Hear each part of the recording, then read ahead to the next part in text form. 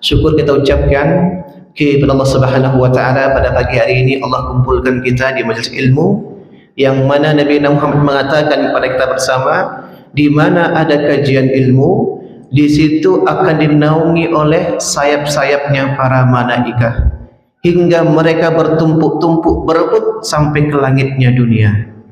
Jadi banyak malaikat sekarang di atas bertumpuk-tumpuk sampai ke langitnya dunia. Salawat dan salam senantiasa kita ucapkan kepada Allah Subhanahu wa taala, semoga tersampaikan kepada Nabi Muhammad sallallahu alaihi wasallam. Bapak Ibu rahimakumullah, Allah mengatakan dalam surat Al-Maidah di akhir ayat 44, Allah mengatakan, "Man lam yahkum bima anzalallahu fa ulaika humul kafirun." Pada ayat berikut dari akhir juga Allah mengatakan, "Wa man lam yahkum bima anzalallahu fa ulaika humuz zalimun." Kemudian pada ayat 47 juga Allah di akhir ayat mengatakan, "Wa man lam yahkum bima anzalallahu fa ulaika humul fasiqun." Jadi Allah mengatakan, siapa yang tidak menetapkan satu perkara dengan ketentuan-ketentuan Allah, maka mereka termasuk orang-orang yang kafir, mereka termasuk orang-orang yang zalim, mereka termasuk orang-orang yang fasik di mata Allah Subhanahu wa taala. Bapak Ibu rahimakumullah, ayat ini bercerita dahulu di kota Madinah ada orang Yahudi, dan kebanyakan orang Yahudi ketika itu yang mana mereka memanipulasi tentang hukum-hukum Taurat yang Allah turunkan kepada mereka. Ada satu orang tertangkap berbuat zina, diarak keliling kampung, lalu dikatakan, "Wahai Rasulullah, tengoklah mereka ini berbuat zina di kampung kita." Mereka mengatakan, "Wahai Rasul, wahai Muhammad, di kitab kami dikatakan kalau orang zina itu cukup dengan diarak-arak saja." Dan mereka menutup ayat-ayat berikutnya. Lalu apa kata sahabat Nabi, "Wahai Rasulullah, mereka itu berbohong. Ada sebagian ayat yang tidak mereka baca."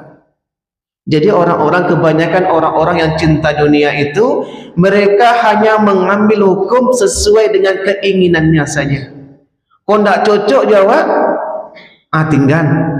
Nah, ini orang-orang yang terlampau cinta dunia. Lalu Allah menurunkan ayat ini dengan mengatakan, "Wa man lam yahkum," siapa saja yang tidak berhukum, tidak menetapkan suatu perkara dengan ketentuan Allah, fa ulaika humul kafirun, sama saja mereka itu seperti orang-orang kafir kebanyakan bagi orang-orang muslim. Kini banyak Bapak Ibu, banyak orang-orang beriman tetapi casingnya saja yang beriman. Banyak yang mengaku seorang muslim tetapi KTP-nya saja yang muslim. Dalam kehidupan sehari-harinya dia malu menampakkan dirinya sebagai seorang muslim. Dia enggan untuk memakai atribut-atribut bahwa dirinya sebagai seorang muslim. Itu yang banyak pada hari ini. Bukankah Allah menceritakan kepada kita dalam Al-Quran kisah bagaimana dahulu orang-orang Allah hancurkan dikarenakan mereka enggan patuh kepada Allah Subhanahu wa taala. Banyak contohnya. Di zaman Nabi Nuh, mereka enggak patuh dengan Allah. Lalu Allah hancurkan, Allah tenggelamkan. Seluruh dunia ini Allah tenggelamkan dengan didatang air yang begitu banyak. Kemudian di zaman Nabi Musa alaihissalam, hidup juga seseorang yang alim di masa itu, Bal'am bin Ba'ura. Jadi ada zaman Nabi Musa namanya Bal'am. Setiap dia minta sama Allah, Allah ijabah doanya. Tapi dikarenakan tidak mampu mengendalikan hawa nafsunya, kemudian orang-orang kampung juga minta sama dia, karena terdengar kabar Nabi Musa akan datang ke negeri itu. Orang kampung cameh, kok tibalah Musa ke negeri awak? Tentu banyak nanti kebiasaan-kebiasaan yang sudah dilakukan sehari-hari hilang. Yang biasa minuman keras dilarang, yang biasa berjudi dilarang. Dia takut yang seperti ini. Berkumpul orang-orang kampung minta sama Bal'am, "Wahai Bal'am, doa engkau Allah dijabah." minta sama Allah supaya Nabi Musa tak sampai ke negara awak. Nah, ada orang-orang yang seperti ini, takut dengan datangnya kebenaran, takut dengan sesuatu syariah yang datang kepadanya. Kemudian Allah umpamakan Bal'am, kalau tidak salah surah Al-A'raf, apa kata Allah? Ada orang-orang yang meninggalkan keimanan mereka dan berpaling, bahkan setan pun ikut dengannya. Dan orang-orang yang seperti Bal'am ini, kata Allah Subhanahu wa taala, kama sadil kalb, seperti binatang berkaki empat yang suka menggonggong. Jadi ada orang-orang yang mengikuti hawa nafsunya, lari dari Allah Subhanahu wa taala seperti Bal'am, kata Allah. Samo nyojo binatang berkaki empat yang suka menggonggong, yang ngacok digirik orang kadang mirip seperti itu. Orang yang tak mau patuh dengan Allah Subhanahu wa taala. Akhirnya Allah hancurkan Bal'am dan orang-orang sekampung itu dikarenakan durhakanya kepada Allah Subhanahu wa taala. Ini bentuk durhaka. Bapak Ibu rahimakumullah. Bahkan apa kata Rasulullah? Satu hukum Islam ditegakkan, maka itu lebih baik dibandingkan 40 tahun Allah turunkan hujan kepada kita yang memberikan keberkahan. Satu hukum Islam kita kerjakan, kita laksanakan, itu lebih baik dibandingkan Allah turunkan hujan selama 40 tahun lamanya. Lalu patangko cuma 2 bulan tak tiba hujan kawan, 3 bulan tak turun hujan kawan, lah mulai mengeluh. Ni ba'ala hujan tak turun-turun, sawah kami lah mengariang, pak tumbuh-tumbuhan sudah mengering, sehingga naiklah harga jualnya, harga beli pun semakin berkurang segala macamnya. Bapak Ibu rahimakumullah, kenapa ini terjadi? Boleh jadi umat Islam itu tidak lagi mau mengamalkan hukum-hukum Allah yang Allah wajibkan kepada kita. Maka wajar Allah tahan hujan dari langit, tidak Allah berikan kepada kita. Kemudian manusia itu suka mengeluh. Dahulu pernah Bapak Ibu, di zaman Rasulullah, ketika beliau khutbah, lalu lewat datanglah, masuklah seorang sahabat Nabi duduk di waktu Jumat. Siap Jumat, dia mengeluh, wahai Rasulullah, Allah baralah mau kau nak turun-turun hujan, ambo batani cocok tanam tak pernah menghasilkan. Mintakan ke Allah supaya hujan Allah turunkan. Rasulullah pun berdoa, ya Allah turunkan hujan kepada kami. Sebelum orang ini sampai ke rumah, Allah turunkan hujan yang begitu derasnya. Lalu apa yang terjadi? Rupanya hujan tadi tak berhenti seminggu ke depan. Hujan tak hari. Jumat berikutnya datang lagi, mengadu lagi, wahai Rasulullah, lah seminggu ku hujan saja hari. Aku manusia, patang angin minta hujan, ini hujan minta angin, hujan saja hari, tak bisa mau kedua. Mintakan sama Allah supaya hujan yang turun itu yang berkah. Beliau mengadahkan tangannya dan minta, ya Allah turunkanlah hujan ke lembah-lembah, ke gunung-gunung, sehingga airnya membasahi lahan-lahan di sekitar. Tarang hari setelah itu, sebelum dia sampai ke rumahnya. Jadi ini tabiat manusia, suka minta. Kalau tidak cocok sama hatinya, mengeluh. Agi angin, mengeluh. Agi hujan, mengeluh. Kenapa Allah berikan yang seperti ini? Dikarenakan kebanyakan kita mengaku sebagai orang beriman, namun dalam kenyataannya kita tidak mengindahkan perintah-perintah Allah Subhanahu wa taala. Nah, itu dan terjadi. Bahkan apa kata Rasulullah? Sesungguhnya manusia itu telah menyakiti Allah dengan ucapannya. Manusia itu telah menyakiti Allah dengan lisannya. Sahabat bertanya, siapa mereka Rasulullah? Mereka itu orang-orang yang mencela zaman yang datang kepadanya, zaman cuaca, keadaan. Nah, itu kata Rasulullah sudah menyakiti Allah. Contohnya yang tadi, dia lagi angin yang panjang, angin aja hari. Dia lagi hujan, lah hujan puluh hari. Mengeluh dengan apa yang datang kepadanya. Padahal Nabi Muhammad mengatakan, apapun perkara yang menimpa orang-orang yang beriman, itu baik di mata Allah Subhanahu wa Ta'ala. Enggak ada yang sia-sia. Boleh jadi Allah berikan tahan hujan sementara kemarin itu dikarenakan Allah ingin menguji orang-orang yang beriman. Sampai di mana ujian tersebut Allah berikan kepada kita. Ikut sakit ujian baru. Bahkan apa kata Rasulullah? Allah itu, aku ini Rasul dan Nabi, orang yang paling berat yang Allah berikan ujian kepadanya. Amsal fa amsal. Kemudian setelah itu. Jadi semakin gadang ujian, kata Rasulullah, semakin baik di mata Allah. Nah, kini orang-orang beriman ada yang tidak mau diuji. Kok dapat ujian hanya yang mengaluh sekali itu. Andai lah dapat pun ujian musibah balik kamu. Padahal Allah ingin mengangkat derajat kualitas kita dengan ujian yang Allah berikan kepada kita. Boleh jadi juga musibah yang datang kepada kita itu sebuah peringatan. Orang-orang beriman yang lalai Allah ingatkan supaya kita kembali kepada Allah Subhanahu wa Ta'ala. Bapak Ibu, seandainya malam Cako gampo lah di negara awak itu, gampo melatih Gunung Singgala, gunung apa ini lagi, Gunung Sago melatih. Misal sudah dipastikan pagi hari masjid ini akan penuh, sudah dipastikan masjid akan penuh.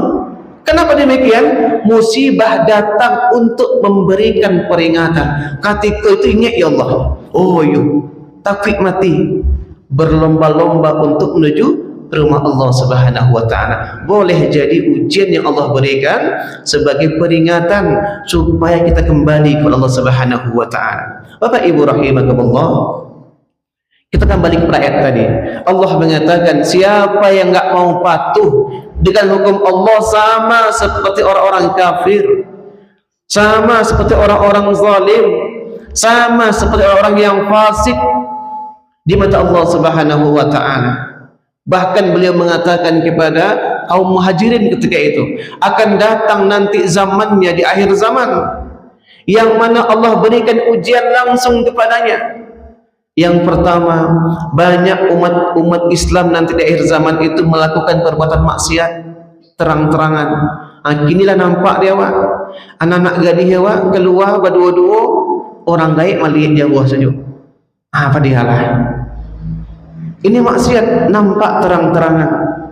Melakukan perkara yang diharamkan terang-terangan, tidak ada rasa malu lagi. Akan muncul kata Rasulullah di akhir zaman orang-orang yang melakukan maksiat terang-terangan, lalu Allah akan berikan ujian kepadanya. Allah berdatangkan azab kepadanya dengan cara Allah datangkan penyakit yang belum Allah berikan kepada umat-umat sebelum kita. Maka kini ku banyak nama-nama penyakit-penyakit baru, banyak penyakit baru yang mana pada umat sebelumnya tidak ada penyakit tersebut. Boleh jadi di zaman awak kini kau banyak para pelaku maksiat terang-terangan di depan umum. Nah, orang-orang elok ketika itu, orang-orang soleh, orang-orang alim, orang-orang yang Allah berikan kekuasaan untuk memimpin ketika itu membiarkan. Apa lapis sajalah. Itu kan hak inyo, yang awak hak awak pula. Orang-orang baik diam, orang-orang soleh diam, orang-orang berilmu diam. Dengan diamnya orang-orang yang soleh, dengan diamnya orang-orang berilmu, dengan diamnya orang-orang berikan kekuasaan kepada mereka, maka ini juga yang mengundang azab datang kepada kita. Bukan karena pelaku maksiatnya, orang-orang elok diam, tidak mau tahu lagi. Orang elok dia wak, insya Allah kita orang yang baik, tapi kita diam melihat maksiat ada di sekitar kita. Yang kedua kata Rasulullah, akan datang juga nanti di akhir zaman yang mana manusia itu ketika berjual beli tidak mengindahkan atau merubah takaran timbangan. Sebagian menafsirkan tentang hadis ini mengatakan manusia ketika bekerja mereka tidak menghiraukan lagi perkara-perkara yang haram ataupun yang halal. Santuang sajalah, yang penting di rumah dapat makan. Nah, itu yang terjadi. Rezeki datang tidak tahu datang dari mana, yang penting ambil saja. Lalu apa kata Rasulullah? Dikarenakan orang yang seperti ini Allah datangkan kepada kita dua. Yang pertama, paceklik yang berkepanjangan, keusahu gagal selalu, indah ada untung sama sekali, paceklik. Yang kedua, Allah akan datangkan seorang pemimpin, tetapi pemimpin tadi menzalimi rakyatnya. Jadi yang tiba kawak kini kau Bapak Ibu bukan semata-mata penyebab orang-orang yang lain, kitalah yang mengundang itu. Kita enggak mau patuh lagi dengan hukum Allah, haram halal santuang saja, yang penting tiba rumah. Kalau yang terjadi, Allah akan datangkan seorang pemimpin kepada kita yang zalim kepada rakyatnya. Yang ketiga, akan muncul juga orang-orang yang kaya. Allah bagi rezeki yang berlebih, tapi nak namuh mengeluarkan zakat. Lupanya, amnesia. Ketika susah minta ke Allah, ketika kaya hanya lupa berzakat. Nah, apa kata Rasulullah? Orang kaya tadi Allah berikan juga ujian kepadanya dengan cara nyotahan hujan dari langit. Kalau bukan karena binatang yang ada di sekitar awak itu, Allah tidak akan pernah menurunkan hujan sama sekali. Akan balik itu. Orang-orang kaya tidak namuh keluar rezeki tadi. Bahkan apa kata para ulama? Harta yang paling Allah benci itu adalah harta yang tidak pernah dikeluarkan untuk Allah, untuk bersedekah, untuk infak, untuk zakat dan segala macamnya. Walaupun itu harta yang halal, tetapi kita tidak manfaatkan untuk kebaikan, ini harta yang tidak Allah suka. Apalagi harta yang haram. Yang halal saja panjang hisabnya. Bahkan Abdurrahman bin Auf, sahabat Nabi, dikatakan, wahai Abdurrahman, kata Rasulullah, nanti engkau terlambat masuk ke surga dikarenakan begitu banyak hisab akan hartamu. Padahal beliau halal mencari harta tadi, tetapi banyak hisabnya.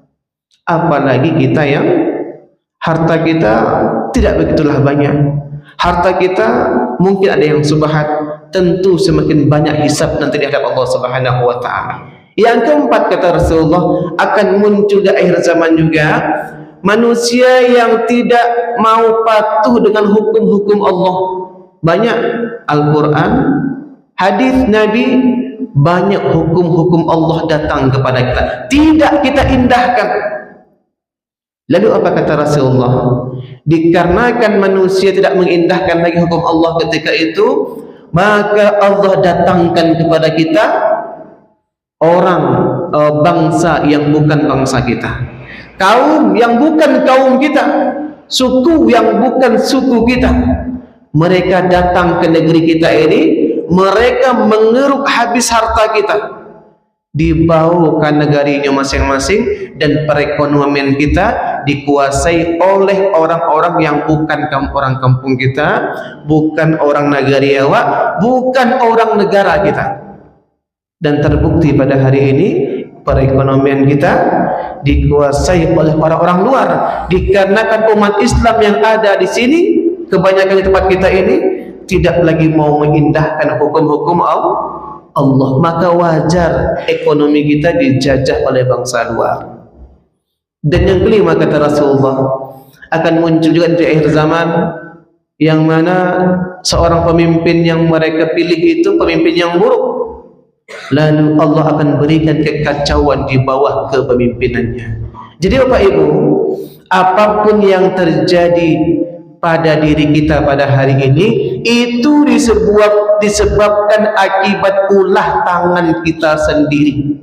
Awak tidak boleh menyalahkan orang-orang lain. Kita tidak boleh menyalahkan, oh gara-gara si fulan tu, maka mau diku negara, oh gara-gara si fulan. Tidak seperti itu. Ini semua salah kita sendiri. Kenapa demikian? Ada orang maksiat kita biarkan, Ada orang berbuat zalim di keluarga kita, kita abaikan. Jadi hancurnya negeri ini bukan karena banyaknya para pelaku maksiat saja, tetapi orang-orang baik diam, orang-orang soleh bungkam, orang-orang Allah berikan amanah melegalkan perkara yang tadi itu. Inilah yang mengundang murka Allah datang kepada kita.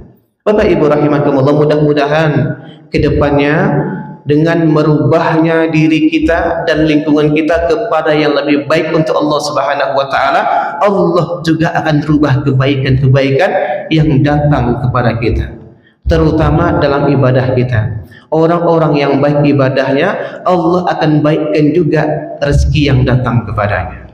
Orang-orang yang baik amalnya, Allah akan mudahkan semua urusannya. Jadi itu semua tergantung awak dinilai. Apakah kita ingin baik ke depan? Itu tergantung kita. Ataukah buruk ke depan? Itu tergantung kita. Elok yang awak kerajuan, elok yang Allah hadiahkan.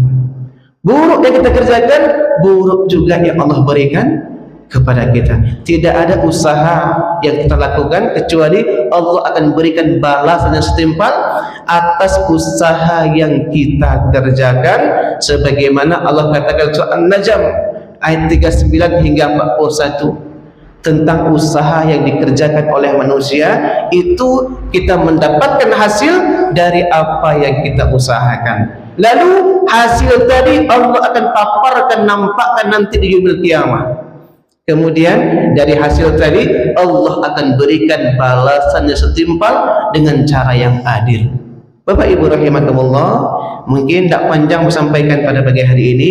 Mari kita bersama-sama kembali kepada fitrah sebagai seorang muslim, mengindahkan, mengikuti setiap kewajiban-kewajiban yang Allah wajibkan kepada kita sebagai seorang muslim, dan mengindahkan hukum-hukum yang Allah telah berikan kepada kita, baik dalam Al-Quran, baik dalam hadis Nabi, ataupun hukum-hukum yang datang dari qiyas dan ijma' yang datang kepada kita.